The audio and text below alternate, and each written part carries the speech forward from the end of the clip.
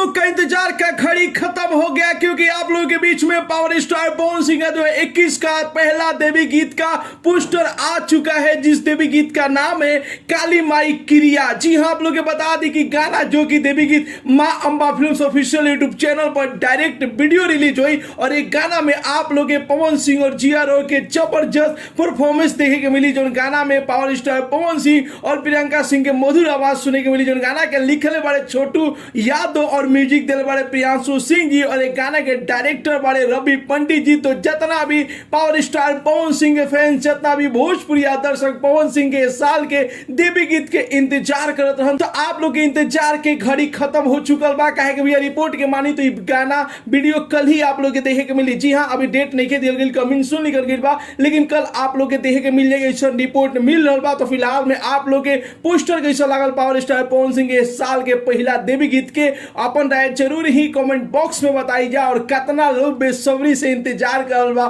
फुल video के, अपन राय जरूर ही बताई जा। मिलत रहेंगे वीडियो में एक नया न्यूज के साथ। तब तक के लिए बाय बाय, टेक केयर, जय हिंद।